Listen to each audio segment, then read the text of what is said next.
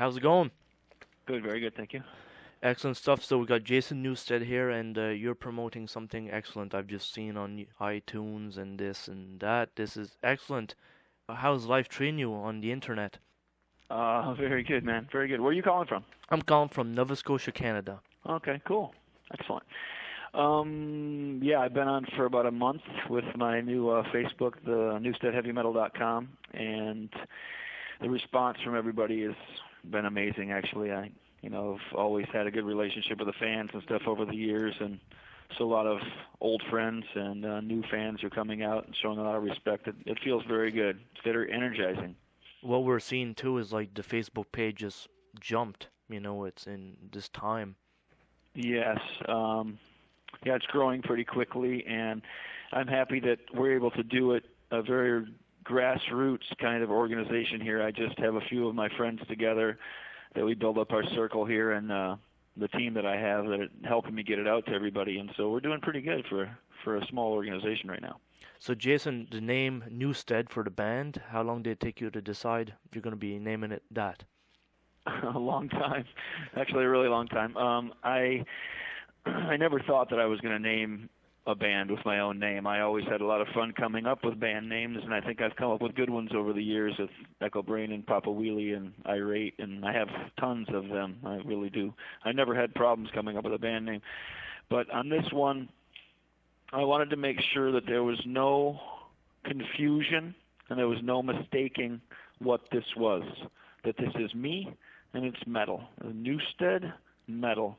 Very simply, in all languages across the world, that's easy to understand. You know what you're going to get when you buy this. And the name Newstead equals metal when you look at it. 100%. I hope, yeah, and in this case, it certainly does. I mean, I play all kinds of music, and I enjoy all different styles of music and play all different styles of music, but I've spent the most hours playing metal, and that's what I'm the best at, and that's what this is. This is what people know me the best for, and I think what they've always wanted from me. My own record with me singing and my own songs, and finally it came. Now, Jason, the logo into this, did you take a lot of time into developing this logo? It's my own. It's from my own artwork. I have most of the designs for this band are from my own artwork. And the logo, I used to have this guy in a lot of my paintings, Star Scully, where it's kind of what developed into the logo now. So I've had the Star Scully around in my artwork for about 5 or 6 years. But as far as the band logo, I just drew it when we were in the studio for the first batch of songs 2 months ago. So it was a pretty quick thing, pretty quick decision actually. Now, what I'm seeing with Jason Newstead is still a lot of energy, and you're bringing it and showing it in pictures and videos. Never lost nothing. I think that's how everybody's always known me, the live performance and the energy and the enthusiasm and the loving the metal, becoming the song, becoming the music, becoming the bass, all that stuff. I think it's been proven time and time again in my performances. So I'm feeling a lot stronger now. I've had, over these last 10 years, I've had some surgeries and different things on my shoulders. And so now I'm back and feeling stronger. I had to work on it for a long time to get myself back to where I am now.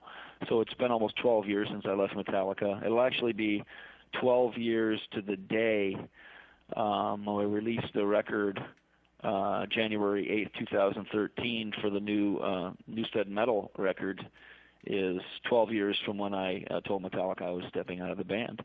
So it's kind of historical and karmatic and kind of cool. iTunes, this is interesting. This should be getting the people really into your product, would you say, like the previews and stuff like that? Yeah, it's been very helpful. It's a new thing for me with the computers and everything. I usually am very much an analog kind of person, and this is the first year that I've had an iPhone or a computer or anything, so I've come a long way in a year. And I wrote all these songs on the iPad, actually, so it's kind of interesting that it all has helped me in that way. And I've traveled around the world like 5 or 6 times around the globe, I think, and played for a lot of people, but I was never able to reach as many people as I can now with this music and the internet. So it's a wonderful thing, and the response, like we were talking about before, that I've been getting from so many different places, I didn't realize the music had reached to some of these places, and it's just such a great surprise to know that all the people all over the globe are excited about heavy metal. It just makes me feel good, makes me feel strong also. So it's just a whole new world opening up to me, and it's so far been very positive. The fans are very responsive and sending a lot of good vibrations. Now, Jason, the band members that are playing with you, where do they come from, and who would they be? Drummer's name is Jesus Mendez Jr., and he lives in Fresno, California. He's been in our camp for 12 or 15 years. He worked for Metallica in California, and then he was the drum tech on the Echo Brain tour. And then we've been playing in my studio, the Chop House, for about 10 years together.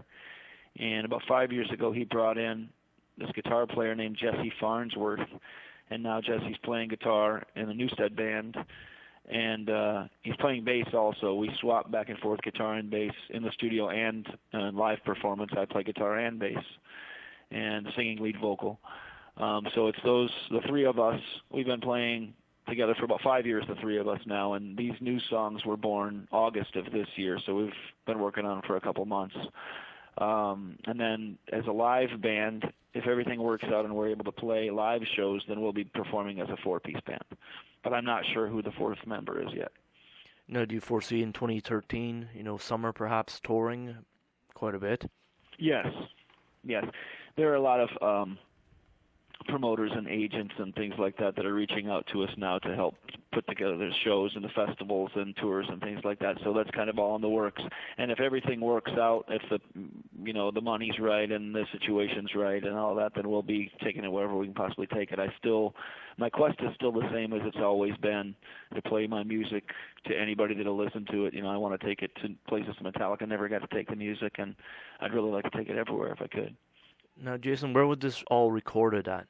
We're actually in a little tiny studio in the middle of a cornfield in the Central Valley of California. You would never know it is what it is.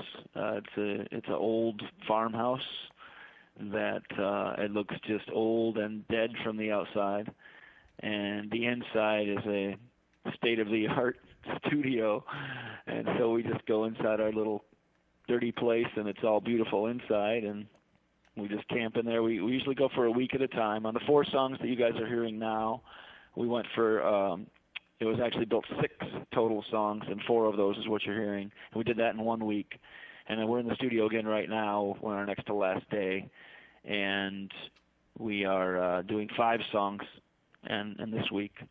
And so that's usually what we do. We come down here for 1 week, and we camp out, and we just make as many songs as we can in that amount of time that we have. We try to do it very underground, low budget kind of thing, just like it used to be, playing the music for real, everybody playing together, just jamming out, and record it the best we can. In that sense, it doesn't get more metal than that going into that area to record. It's true. There's no distractions. There's no Hollywood bullshit. There's no, any of that. It's just, we are here to focus on our music and work very hard together, and that's what we're doing.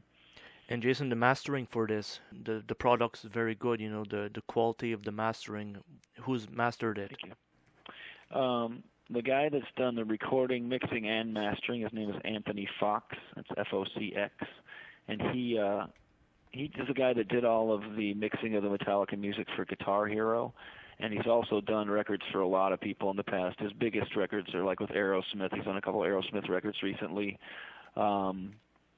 Metallica stuff, and a lot of other big pop acts also. He's pretty happening guy. He's a metal guy like us, so he's doing this. He's part of the family. He's not like some producer that comes from Hollywood and steps in and tries to tell us what to do or anything. He's just one of us. He's one of the metal crew, and he knows what he can do. He does what he does really well on his machines. I do what I do on my machines, and then we just do it together, man, and that's it. There's this really very family-friendly brotherhood thing going on. There's no ego crap or rock star crap or anything like that. In general, when you look at your bass tone, guitar tones, they're very fresh, right there, 2012-ish, good sound. What type of gear are you using in this album? Any simulations at all? Bass stuff is always the same. I play Sadowski basses, and I use my old SVT. It's the same one that recorded the Black album, and the same one that recorded the Voivod albums, and the same one that recorded every Metallica album. So that's just my rig, And then guitar-wise, I'm playing custom PRS, the one that has the old P90s in it, the white P90s. It's a gold top, double cutaway. And then my second guitar is also a PRS. It's a Carina body with humbuckers. It's a little bit older. And then I'm playing a couple of SGs they're only about 10 or 12 years old, and they both have humbuckers. I have my custom instrument, my guitar, the main guitar with EMGs in it is actually a company called GMP. They came off of Carvin. It's a Carvin offshoot, and it's a Jason Newsted custom model that they built for me like 20 years ago. It has the Metallica EMG setup in it. And I think that's pretty much, a baritone guitars. I play a Jerry Jones 6-string bass. Amplifier-wise for guitars, there's a couple of custom things that are just a power amp with a knob that a friend of ours built, so it's not really describable. It's just transformers and tubes. Then orange Rocker Verb 50 and Bassman 72 silver face Bassman. And I had some custom cabinets made by a guy in Montana that lives by my ranch. His name is Charlie, and so we call the cabinets Charlie cabinets. And they're custom detuned cabinets. They're like mathematic inside. The ports are the same inches as the speakers. I don't know how to explain it any simpler than that. The amount of inches that the ports have designed inside are the same amount of inches of speaker. That's all I can tell you. And it makes the cabinet reamp itself. I don't know how to explain it. The sound, he's this old woodworker guy from the mountains, and he made this cabinet, and I found it at a pawn shop. And then I tracked him down, and I had him build me a bunch more. And so it circulates its own sound within itself.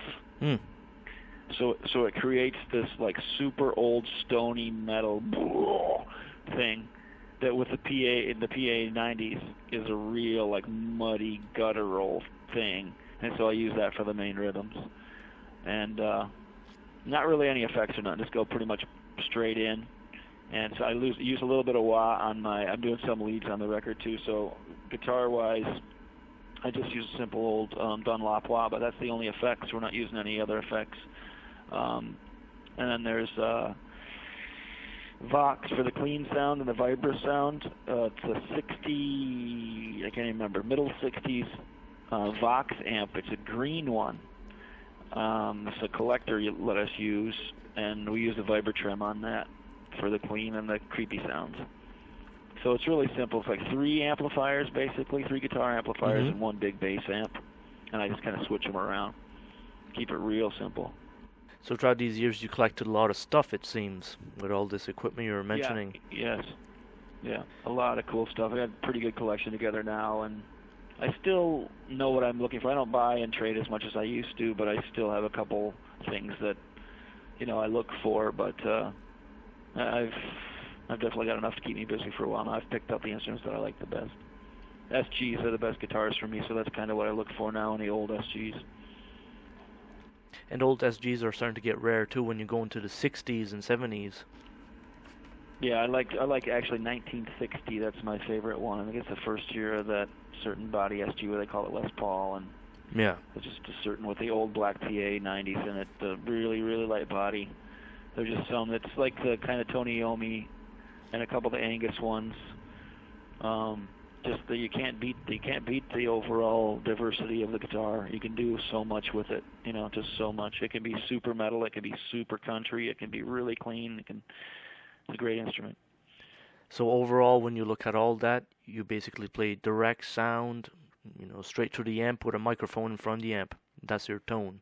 That's right. Yeah, we just old microphones too. We just use old Shure microphones and a couple of Audio-Technica things on the clean amp, but just simple old rock and roll setup.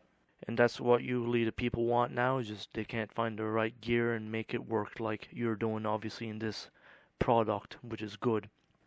Yeah, it's fun to play with all the toys. Like when you perform live and you get all that going and get some effects going, that's all fun and everything. But when it comes down to recording, you got to come with the purest sources. And then if you want to manipulate those sources a little bit later to make like creepy parts or trippy parts or heavy parts, you can do that. But you got to get the source sound. And if you take away the source sound by putting effects in between it and everything, it just makes it false. I don't like that. That's true. Now, Jason, we're seeing like on your Facebook that you got like a promo video you're preparing, you're shooting. How's that coming about?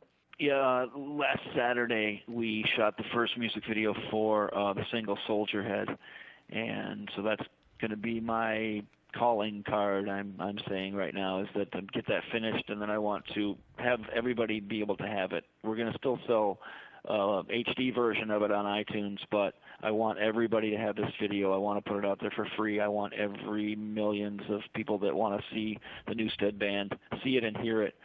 You could tell what we're all about, but from this video, it went very well. We had a very successful shoot, and a lot of energy, man, a lot of juice, and it captured the band very well. So I'm excited for everybody to witness it.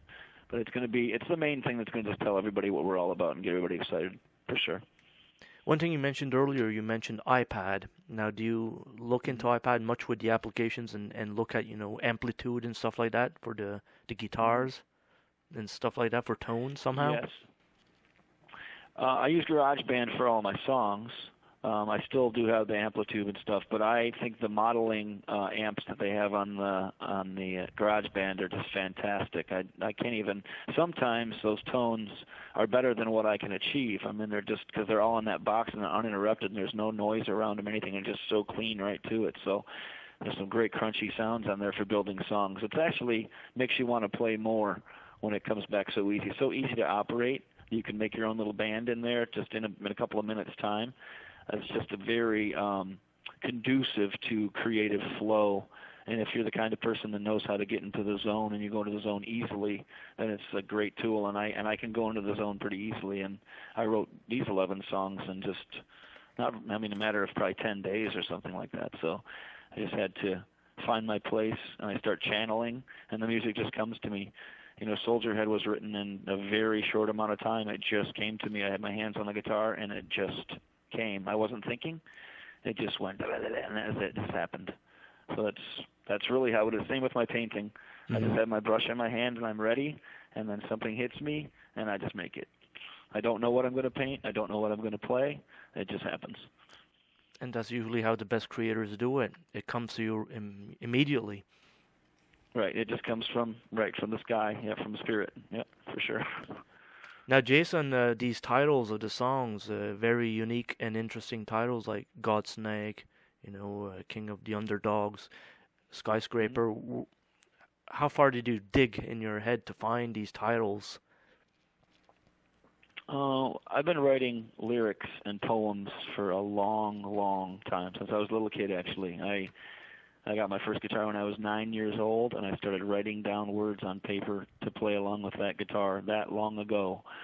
So I've stacks and stacks of books of poems and songs from over all the years, and then going through everything I went through, and then living with Hetfield for 15 years, and then Snake from Voivod for 5 years. Snake from Voivod is the best lyricist, the best songwriting, poem writing, weaver of words that I've ever known.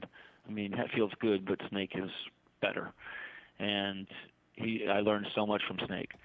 So between all of those experiences and my constant trying to write poems a lot, I came up with these words. And so the words come pretty easy because I do it a lot. And the titles, just like I like to name bands, I also like to name songs. Mm-hmm. It's just fun word play. I enjoy it very much. So the titles are something I take a lot of pride in, and also the lyrics themselves. There are no wasted words in my lyrics. The lyrics all mean something. They're representational of something in my life or something in our lives, something that affects all of us, me and you. You know, all the way around. Soldier Head is about exactly what it says. It's about what goes on in one of our North American soldiers' heads when they're fighting for us across the world somewhere. There's just different ones mean a lot, and you'll see once everybody gets a chance to read the lyrics, they will see what I'm talking about. That there's big stories and big meanings to all of it.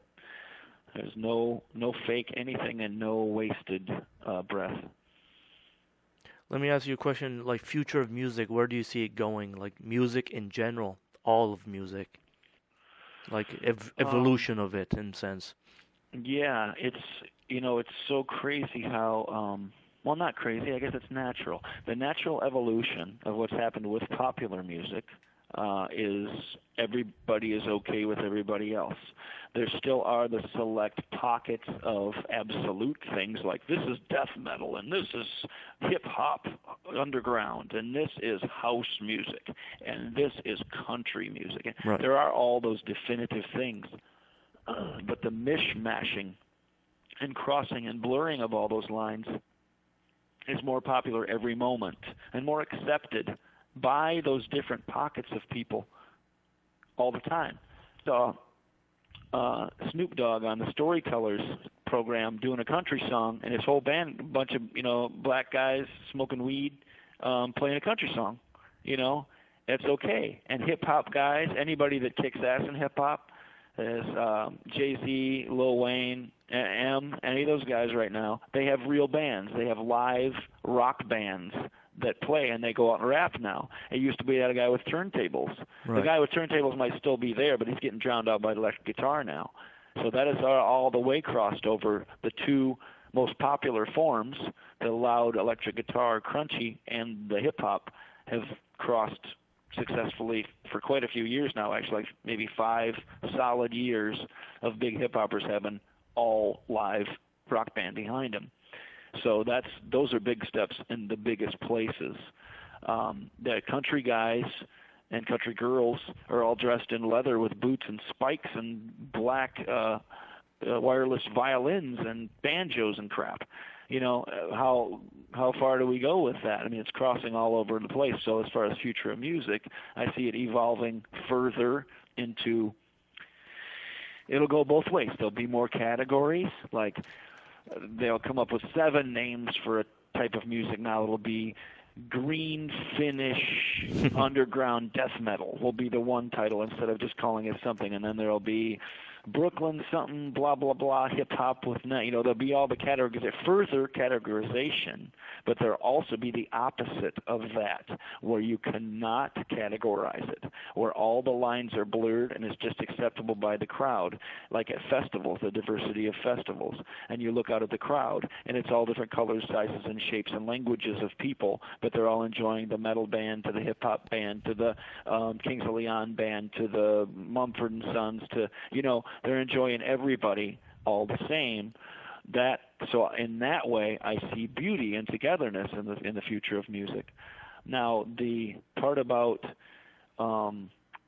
musicians, and actually real musicians that can really make music and play it right in front of you, not cheat on the computer, but actually really play in front of you, they might not have as much of a chance because of the piracy of things. It kind of makes you not want to go on with stuff when you can't make any, feed your kids by doing what you do because people are stealing your work.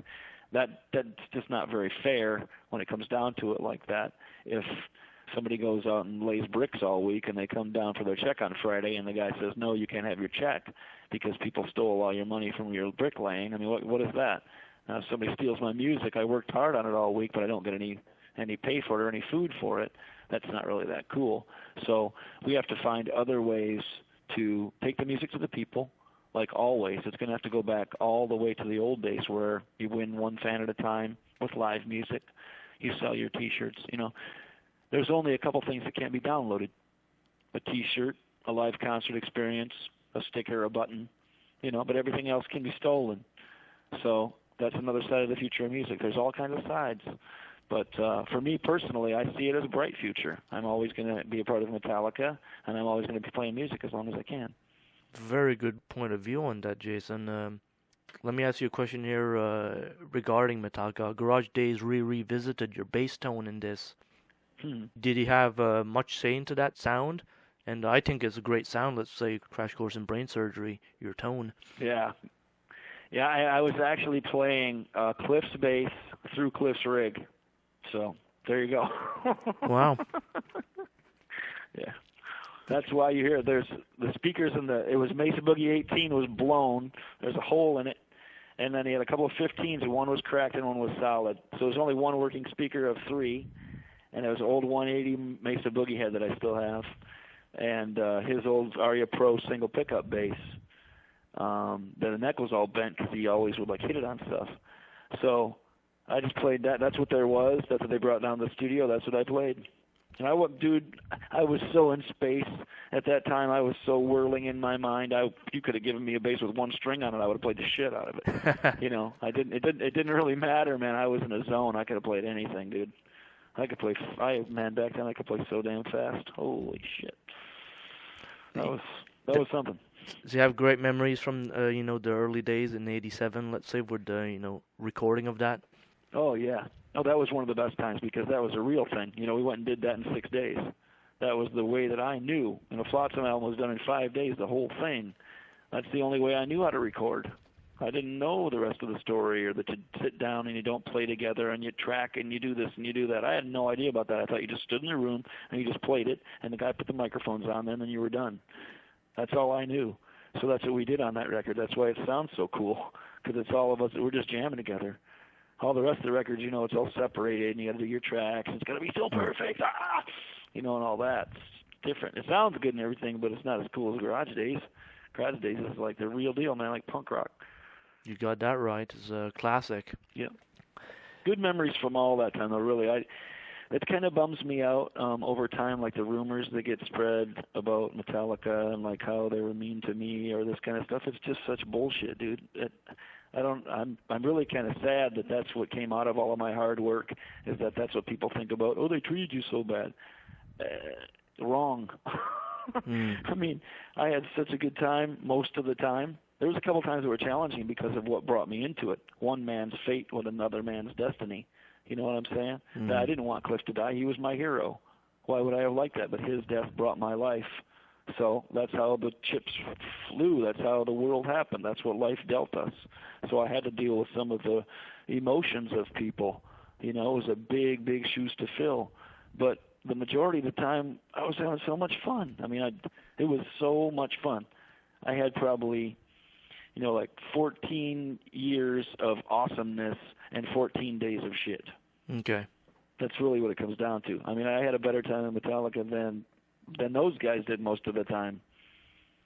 But people have made such a big deal of how he got treated so bad, or he was a new guy in the band and they made him feel so bad and all that. Well, maybe for about 5 days, and then the rest of the time it was like, dude, you saved us, and thanks for being here, and let's rock, and go out there and headbang, and you're doing so good live, and all that stuff, man. Plus all the other things, and everybody loving us, and all the awards, and all the like Grammys, and all that different stuff. It's like a dream, dude. It's like living a dream. So people say that it was bad or stuff. It's lies. It's bullshit. In your days, did you ever meet Cliff Burton? No. I know his family from the first day that I was even met Metallica. I met his family, and I've been friends with them ever since. The only time I ever knew Cliff was when I stood in front of him when they played at a concert, and I was right at his feet, seeing the holes in his shoes, just going, oh my God, looking at it like I could never play like that. Oh my God, he's so good. But I went home and played the shit out of my bass that night. I bought a Metallica shirt that night. I went home and played my bass. Man, about 4 months later, Flotsam had a record contract. It's just, they were inspirational. Cliff was my hero. That's the thing that people don't understand. He was bigger my hero than any other person. Mm-hmm. Anybody in the whole world. I was, that's why I got chosen.